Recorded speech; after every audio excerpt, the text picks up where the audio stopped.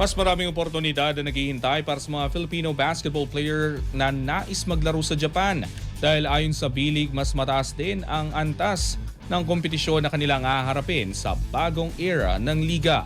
Ang ibang detalye alamin sa eksklusibong pag-abante ni Paulo Magwal. Sports Now Exclusive.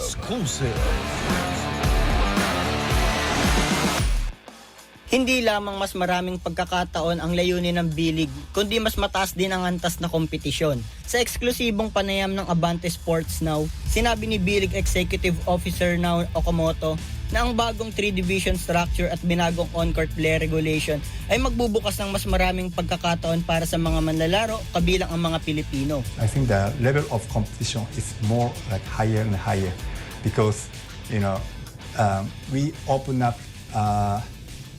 We changed the on-court regulation. Last year we already quite diversified, but this year, this season onwards, more diversified. Sa ilalim ng mga bagong alituntunin, maaaring maglaro ng sabay ang tatlong import, isang Asian o naturalized player at isang Japanese player. Layunin nito na bigyan ng mas malawak na opsyon ang mga koponan habang mas pinatitindi ang antas ng kompetisyon sa bawat laro. Ayon kay Okamoto, mas maraming Pilipino ang maaaring makapasok sa liga, ngunit kailangan nilang patunayan ang sarili nila araw-araw laban sa ilan sa pinakamahuhusay na manlalaro sa Asia. Currently, we believe so. That's why we open up, this, we change the regulation, on-court regulation. So again, there are so many Japanese players, great Japanese players that there are great, the imports are there. So I think in this environment, I believe, there are a big challenge for the Philippine players.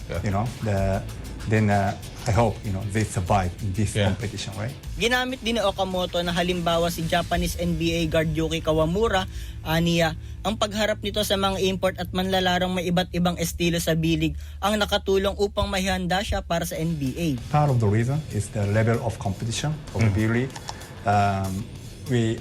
At the time, we have two foreign import plus one either naturalized or Asian player. So three non-Japanese players on the court at the time. Obviously, there are so many great Japanese players, but also, the different. There is a kind of different style, playing style. Not only Japanese, but the player from the US, totally different playing style, right?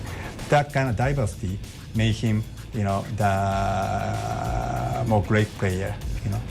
Then he went to the NBA. Sa pagpasok ng bilig sa bagong sistema ng Bilig Premier, Bilig 1 at Bilig Next, naniniwala ang liga na mas marami pang Pilipinong manlalaro ang magkakaroon ng pagkakataong maglaro sa Japan. Ngunit ang magtatagal ay ang mga kayang makipagsabay sa mas mataas na antas ng kompetisyon. Ako, si Paulo Magwal, Abante.